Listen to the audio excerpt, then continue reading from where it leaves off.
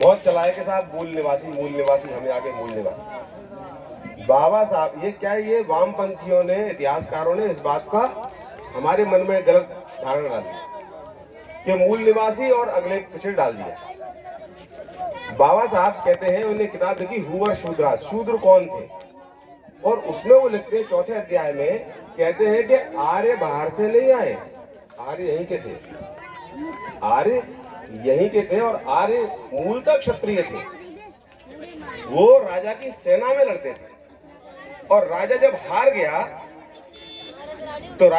तो जो सैनिक थे उनको दास बनाया दूसरे वाले ने, बाहरी आक्रमण करता आने लगे थे, और वे गरीबी में चले गए। ऐसा बाबा साहब लिखते हैं।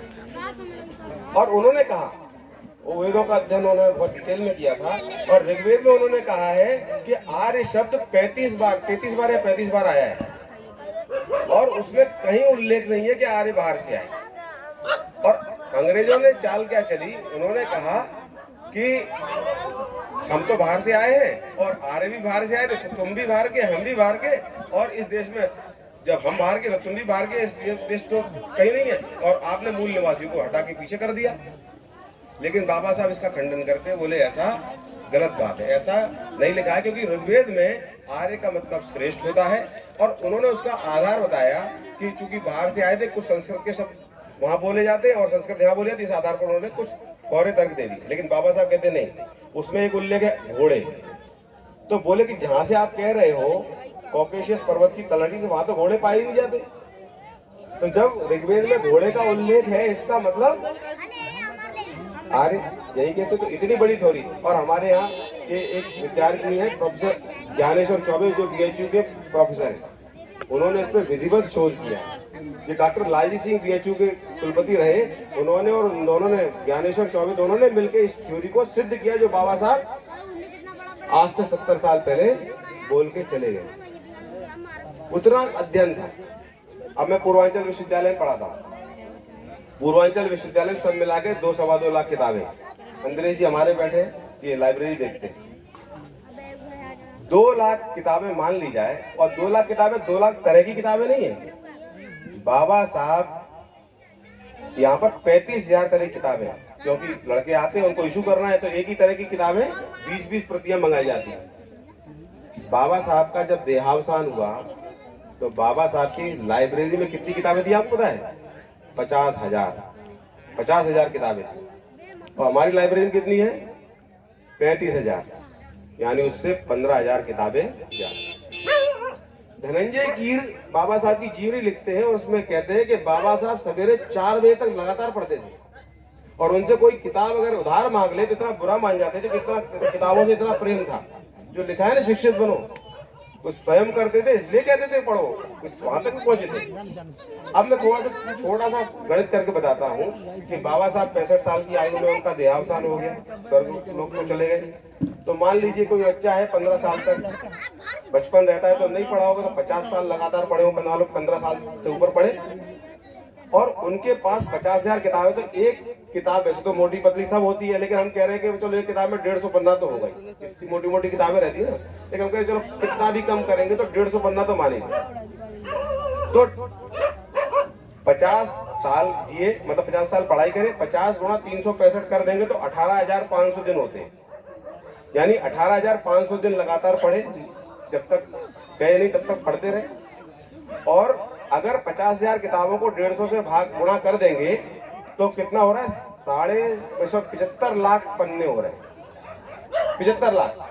और 75 लाख को अगर हम भाग दे दें 18,500 से, तो प्रतिदिन 400 पन्ने की उनकी पढ़ाई थी, यानी रोज 400 पन्ने पढ़ते थे। जब मैं कह रहा हूँ 150 पन्ने, इतना पढ़ते थे बाबा साहब, तब उनका दिमाग इतना तेज था।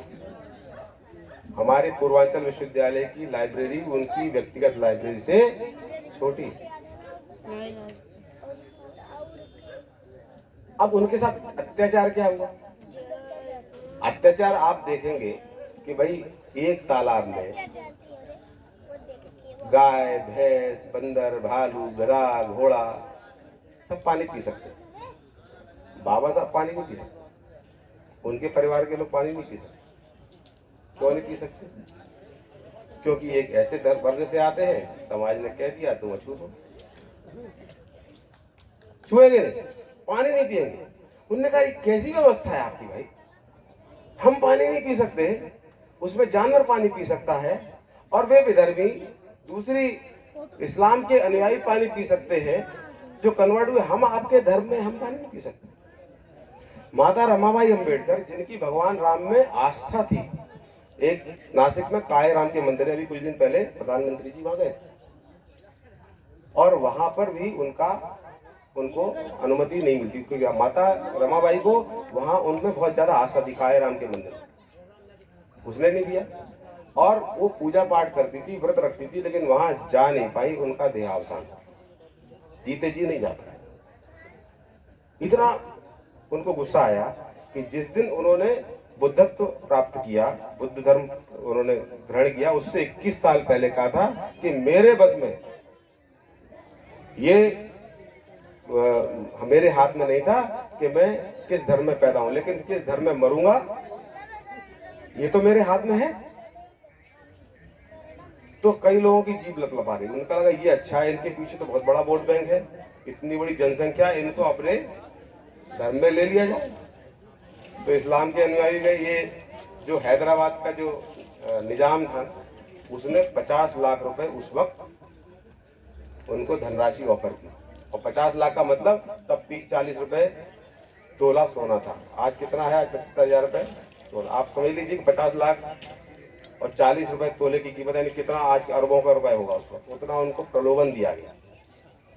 इटली से पोप का भी निमंत्रण आया कि बोले कि आप क्रिश्चियन बन जाइए, और अगर ऐसा होता, एक आंकड़ा है तो भारत के 171 टुकड़े होते। तो कहने लगे कि अब चिंता हो गई पूज्य बापू जी को, महात्मा गांधी को चिंता हो गई कि बोले कि बाबा साहब ऐसा कैसे करेंगे भीमराव, आपको ऐसे से हुआ है, तो आपने तो ऐसी घोषणा कर दी कि आप पैदा किस धर्म में हुए वो तो आपके हाथ में नहीं था, आप किसी और धर्म में, बोले मैं मरूंगा इस धर्म में नहीं, ऐसा उन्होंने कह दिया। तो बोले बापू जी आप चिंता मत करो, मैं कम से कम नुकसान पहुंचाऊंगा, पर मैं इस समाज को मैं एक संदेश देना चाहता हूं। और आपने देखा 21 साल बाद उन्होंने उसी नागपुर में, वहां पर मैं गया हूं, मैं उस स्थली को होके आया हूं, आप लोग भी कभी जाएं तो देखना, पूज्य स्थली है, वहां को मैंने प्रणाम किया, वहां पर उन्होंने अपना ये पंथ प्राप्त किया। इतनी कटुता आने के बाद भी बाबा साहब जब संविधान लिखते हैं, वो कहते थे कि मुझे इस पोंगा पंडिताई से समस्या है, मुझे, अब जैसे मान लीजिए कि आप किसी अधिकारी से मिलने जाते हैं, अब मान लीजिए मैं अपने विश्वविद्यालय बैठा हूं और आप मुझसे मिलने आते हैं और मेरा सेक्रेटरी कह देता है कि साहब बिजी है, अब हमको तो पता ही नहीं आप लोग मिलने आए, डीएम के आप मिलने गए और मान लीजिए बाहर किसी ने टरका दिया आपको, 1 बार 2 बार 3 बार टरका दिया, तो डीएम